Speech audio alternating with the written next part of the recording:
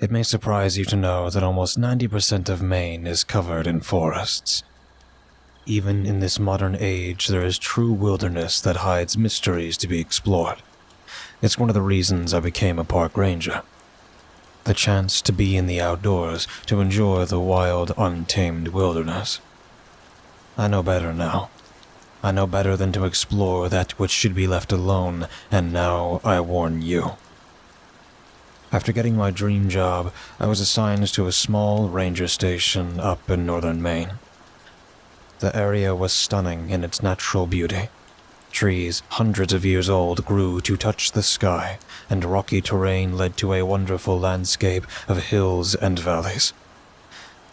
Ever since I was a scout as a child, I had imagined being able to enjoy this serenity as my actual job, and here it was in reality. The ranger station was a converted log cabin, which gave me an instant feeling of rustic warmth. Inside, a fire was crackling, and an older man was tending to it. I walked in, hand extended. Hi. I'm the new ranger assigned here. I'm glad to meet you. I waited in awkward silence and dropped my hand as the man ignored me for a few minutes before turning around and standing tall. He was a stout and portly man with graying hair who looked me up and down before walking away from me over to a table with a coffee pot. I sat in silence while he poured himself a cup and let the steam rise as he sat down in a large wooden chair. So, you're the new whelp they're sending me? The man took a long drink from his mug. His voice was raspy like he'd smoked a pack of cigarettes a day. Yes sir, Ranger Parson, here and ready, I uttered, almost giddily. Another silence as the portly man glared at me. That is way too much energy for this time of day. Sorry, sir. I'm just excited. No more of this sir stuff. Name's Hicks, so please use it. He put his mug down and got up from the chair, grabbing his coat off a rack and gesturing for me to follow. Hicks led me to the ranger truck and gestured for me to get inside. Come on, whelp. Let's get you acquainted with the woods here. We drove in silence for a while as we navigated the truck through some rough dirt roads, weaving through the thick forest as I admired the beauty of it all. So listen up, Parson. This job is life and death for folks, so you need to be alert and ready at all times. My back unconsciously sat upright and straight. Yes, Hicks, of course. We arrived at the top of a ridge line looking out over a vast swath of forest. Hicks got out, and I followed, walking to the edge where he was standing. The sun was going down, and the red sky made the area look like something out of a painting. My appreciation for the natural beauty was broken when Hicks shoved a pair of binoculars in my hand and gestured out to the vista. From here, you can see the 3 fire lookout stations, motioning to the 3 specks of light in the now darkening forest distance. We'll get you acquainted with the fire watchers as we've had some issues recently. I dropped my binoculars. Issues? Hicks nodded. Some folk tales tell of something that inhabits these woods that kills or causes people to go missing. All nonsense, of course, but kids and weirdos have been certain it exists and have been combing this place for proof, causing hell and being destructive to the environment.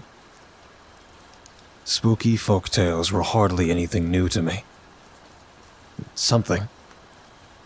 Oh, some such nonsense that started with tales of people going missing in the woods only to have people swear they see 'em later. The main culprit for this silliness was a group of hikers who were found back dead in the 70s, though I guess there's been tales of similar fates for years before. I admit I swallowed a bit hard. What happened to them? Hicks rubbed the back of his head, recalling. Unfortunately, a bear, a big one, it seems, had clearly gotten them, as there were claw and bite marks that ripped them open and their tents. Nasty stuff.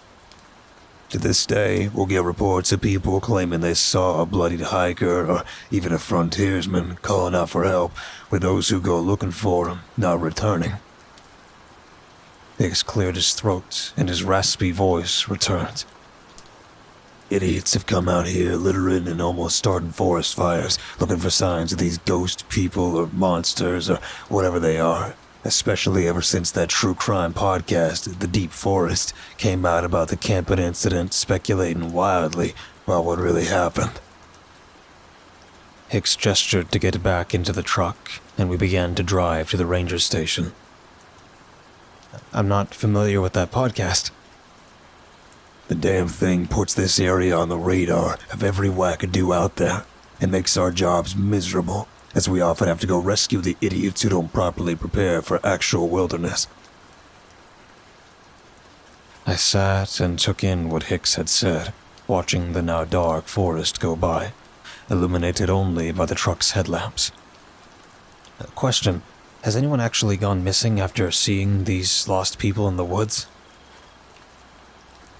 It was a surprise to hear Hicks' hesitation after his otherwise complete dismissal just a few minutes before. The woods here are old, very old, and unforgiving for those who don't treat it with respect. People have gone missing, but all can be explained by getting lost or having an unfortunate encounter with wildlife. He sighed and gave a forced laugh. No monsters are out here.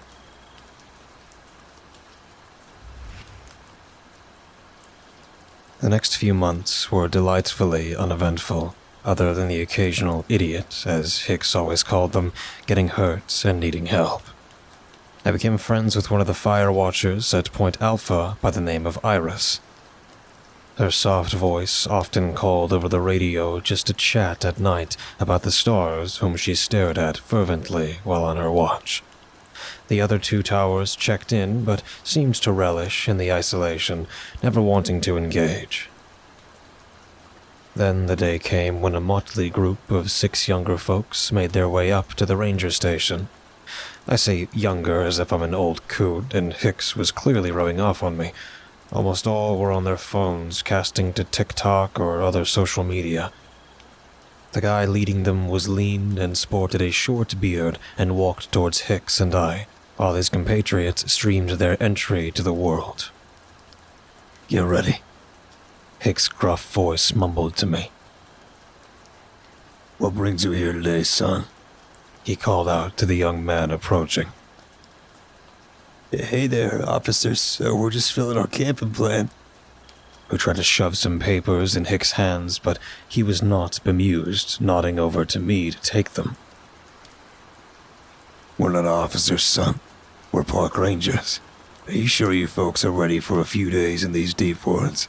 This place ain't exactly easy to camp in. The young man looked almost hurt. That's exactly why we're here, officer. We're doing an on-location episode of our podcast. I'm sure you've heard of it, The Deep Forest. Any hint of amusement now left Hicks. I see. And what exactly will you be doing out there? By now, a few of their group had walked over to the young man, and a young woman called out. Josh, everything okay? I want to get some recordings before we set up camp. Yeah, no problem. Just letting the officers know where we're gonna be out here. He gestured to the two of us as the young woman took out a small microphone attached to her phone. Cammy, let's start with these two officers. Would you two tell us what you know of the mystery of the Deep Forest 7? The campers who met grizzly ends out here in the wilds back in the 70s? Shoving the mic in Hicks' face. Hicks shot daggers in the girl's direction, who seemed oblivious. Listen here, good. Josh, was it? You and your little cohort will respect the rules, or I will personally throw you out of these woods. Do not camp within 100 feet of any water source. Do not, under any circumstances, violate the campfire rules. And I better not hear you all vandalizing these woods. You are expected to return them as pristine as when you went into them. And most importantly, do not dig anywhere. Hicks then turned and walked away, back into the cabin, leaving them with me. Well, he was no help. What about you, officer? What strange things have you seen out here? Ever seen any previously missing campers out in the woods? As he said, we're rangers, not officers. Nothing strange here, just beautiful but true wilderness. So be safe out there.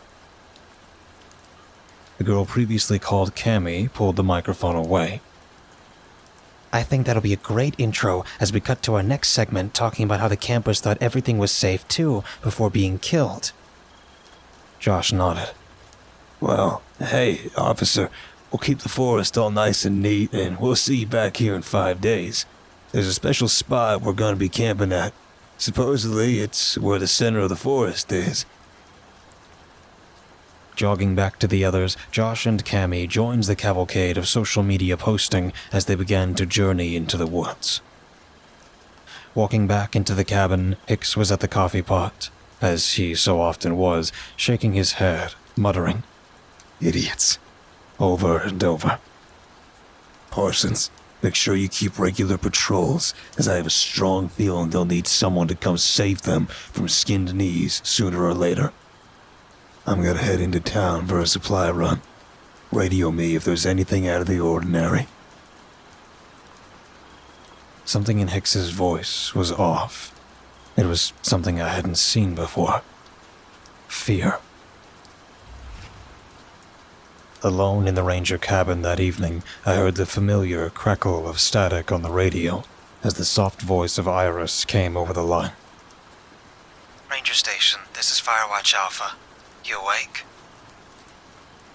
A smile came across my face, hearing the call as I radioed back, putting down my coffee. This is Ranger Station. What's your status, Alpha? All quiet tonight, Ranger Station. The sky is clear, and you can see a beautiful view of Mercury from up here. You know, one of these times I'm gonna have to come up and look through that telescope of yours and see what you see, Alpha.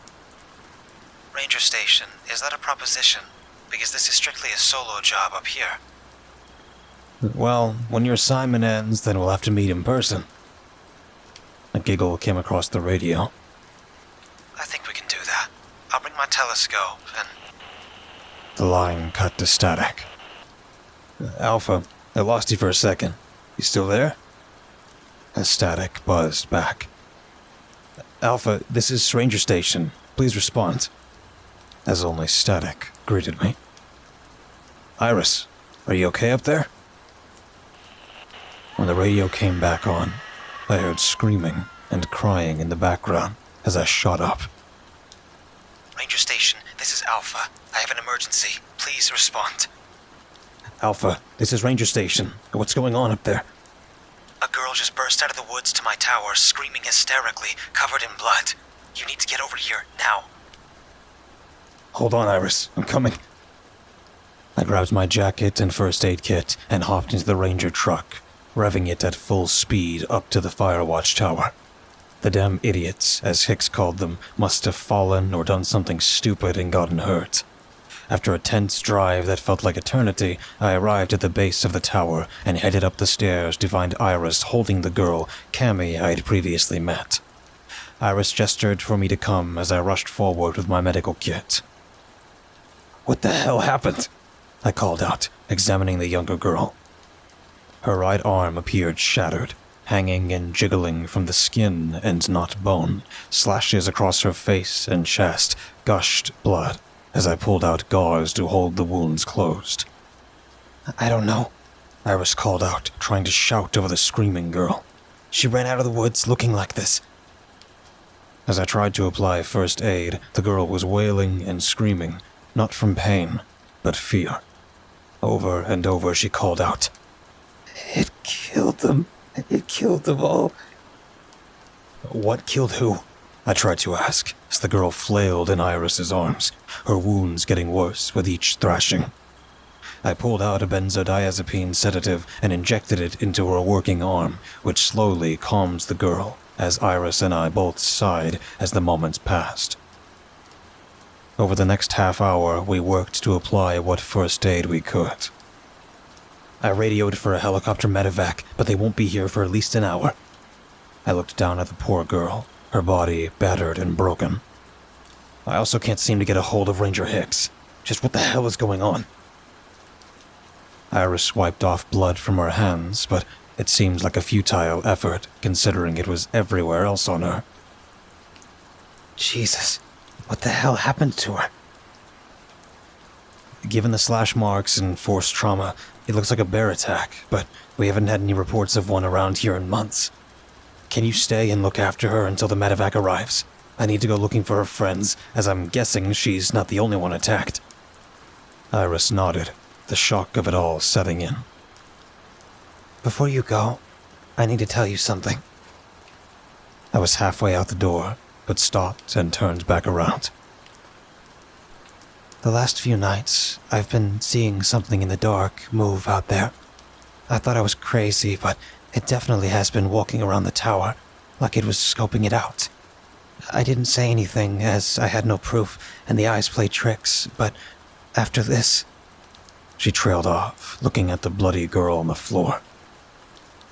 I paused, thinking of what to say, and nothing came, and just nodded, like that was the solution. It's a bear. The marks and strength have to be one. Iris screamed and fell to her knees. It wasn't a goddamn bear. There's something out here in these woods. It looked at me. It was watching me, and it clearly got them too. Just wait for the medevac. The others out here likely need help. As I ran out down the stairs back to the truck, grabbing the rifle out of the back, and heading in the direction the girl, Cammy, was said to walk from. The forest was dense, and this would have to be an exploration on foot. The forest had never seemed darker, like the canopy above had wrapped itself over the world and blotted out all light above. Over and over, I called out on the radio. Hicks, pick up. Hicks, pick up the goddamn radio. But was met only by silence. The heavy maglite illuminated my path forward as I followed a trail of blood left by Cammy. In the dark, the feeling of a forest path becomes almost infinitely liminal, feeling like you've traveled nowhere and for miles simultaneously. A stretch of blood on the ground led me to the telltale smell of wood burning, and I came to find a campsite. I immediately turned away in abject disgust upon entering the perimeter, as half a human torso was lying on the ground. It was mangled, but the face of Josh was barely attached to the head. Tents were ripped and torn, and at least one more body was lying prone with long claw marks raking its length with no sign of breath or life. Another was impaled on tree limbs above, like it was thrown from the ground. Of the others, I could see nothing. I pulled the rifle off my shoulder, feeling like it was the only thing of control I had in the moment, but I was nothing but terrified, and each step was labored to take moving forward. A twig snapped, and I turned to face the direction of the sound, gun noticeably shaking in my hands. "Hello?" I called out, as if that was a great question in the situation. "Is anyone there?" From behind a tree, a figure fell and thudded to the ground as I rushed over. In the light of my flashlight, the portly frame of Hicks was found on the ground, bleeding from a large stab wound in his stomach. "Oh, hell, Hicks, what are you doing out here?" As I pulled off my jacket, trying to place it on his wound as he coughed up blood. I'm sorry, Parsons. I'm so sorry. I couldn't stop it. I followed them and tried to scare them off, but I couldn't stop them. "Stop what, Hicks?" As I saw the extent of his wound, which punched through seemingly to the other side. "What happened?" These idiots, they disturbed the it. They awoke it before I could contain it. I tried to stop them, but I was too late. I can't believe they found it. I spent all this time up here trying to keep it hidden, and I failed. Hicks, you're not making any sense. This forest is old, ancient old portions, and a being lives here. It is primal, wrath and anger and violence. Coughing up more blood and trying desperately to point to something at the campsite. The sigil there, it sealed it, and they disturbed it just like the people before. He grabbed my shirt and pulled me forward. It's going to kill every human in this forest now that it's free. You need to get out of here. As a clot of blood splattered out and Hicks' breath stuttered to a halt as his eyes sank back with his body going limp. I think I held Hicks' lifeless body for a good 20 minutes before coming back into myself and finally laying him down on the ground. Finally standing up, I walked to the area Hicks had pointed to in his last moments. The ground was rough and torn, with dirt and leaves and sticks showered everywhere. Running my hands through the disturbed soil, a stone effigy of a face was buried in the ground. As I ran my hands over it, more of the stone carving presented itself. It was a carved face made of leaves. The visage was terrible and gave me revulsion upon viewing it. It cracked down the center as I tried to refocus on it, as something was pooling out of the cracks. I touched it and pulled my fingers into the light to see fresh red blood oozing from the ground, like the forest itself was bleeding. My examination stopped when I heard a scream in the distance and darted away from the campsite towards the sound. The scream I heard was human, and I heard the telltale whimpering of someone in pain. I pushed through the forest brush, trying to make my way towards the sound, and when I showed my light, I saw one of the young girls from the group before. She was bloodied and crying in agony. I shouldered my rifle and tried to come to her aid. "Hold on, I'm coming," I called out. The phrase reminded me to check if I still had any first aid supplies, and the moment of hesitation saved my life. Claws the length of my arm slashed out in front of me, slashing across my face as the girl had vanished, and I fell backwards, trying to regain my balance. Looking back up to a form standing down at me, sharing the same look of the stone figure buried before. A face of leaves with eyes of burned ember shone out as if it peered into my very soul. The long-bladed limbs slashed down at me as I rolled aside from the blow, grabbing my rifle and wildly firing upwards. I'm no marksman, and whether out of luck or skill, a shot hit its face, and the creature screamed an inhuman howl. I wasn't going to press my luck, and I ran. I ran as fast as my legs could carry me, dropping the rifle by accident, but I couldn't look back. I didn't know where I was running in the dark, as I just pushed forward, my heart pumping to the extreme with only the flashlight shining ahead. I hit a tree as I ran, and fell, tripping over myself, crashing into the dirt. Picking myself up, I found I was in a clearing, one I had never seen in the woods before. All along the perimeter, thick trees seemed to have grown to gargantuan proportions. On every tree, there were faces, human faces, that screamed in eternal agony, encased in the bark of the massive trunks. There were hundreds, thousands of faces, all screaming to the empty darkness of the forest. Behind me, I heard lumbering footsteps as the creature had found me. It moved in the darkness of the trees. Wherever my light showed, it faded and appeared elsewhere. It made no words, but sounds that triggered something mnemonic in me. Something in me from when the first mammals appeared on the planet. It was the sounds of being hunted. With nothing left to fight with, I made my way through the trees with faces and into the deep forest yet again. Behind me, Like a breath of death that clung to my neck, I could feel the creature's claws closing in on me. Then, I heard it. The sounds of rotors. Changing direction, I darted over brush and bramble, trying to get closer to the sounds. I heard my heart in my ears as I ran. With every step, the rustle of leaves came closer.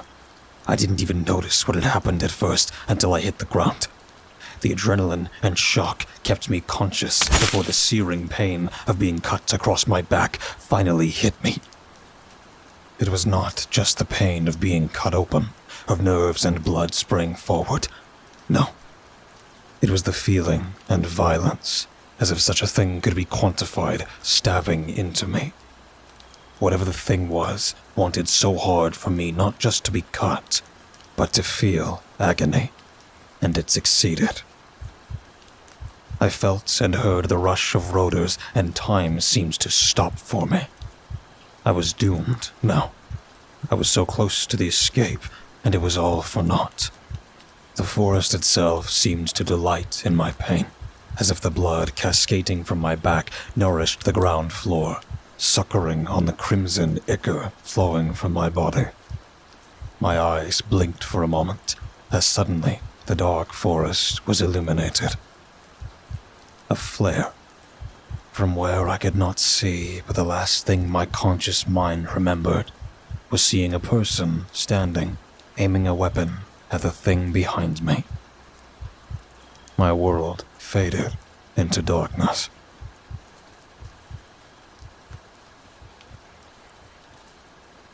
I awoke in a hospital bed, my sense of time lost. My body was bandaged to the point I looked like I was about to receive a royal burial in a pyramid. Over the next few days, I was interviewed by the local police, the FBI, and I'm sure half a dozen other agencies whose questions I could give no answer to. I had learned the medical crew had found the girl, Cammy, in the watch station, badly beat up, but she appeared to have survived, though in a near catatonic state. The other members of the Deep Woods podcast were either dead or missing. The news media had a feast at the story with wild speculation, but it was all chalked up to a bear attack, as it had before. Of Iris, there was no trace. The fire watcher was missing along with the others presumed to have been gotten by the wild bear.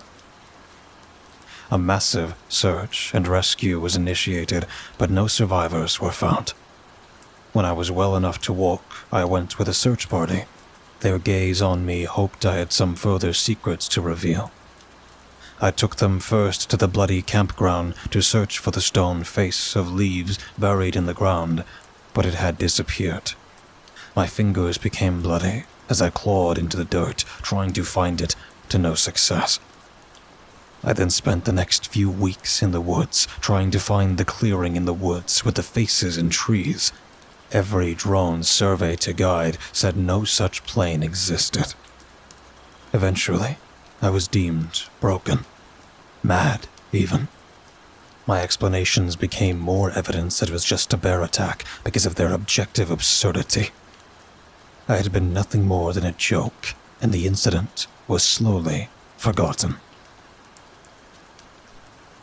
I was in the woods yesterday, staring into the dark thicket, when I heard a voice. It was soft and calm, and I followed it. I followed it to a clearing I did not recognize, and in the center, Iris stood. In her hand was an orange flare gun, and her clothes were ripped and torn. Her hair was wreathed in leaves, and her jaw was unhinged, and slash marks were down her body. She stared at me with burning ember eyes. She stared at me with the rage and wrath of the forest.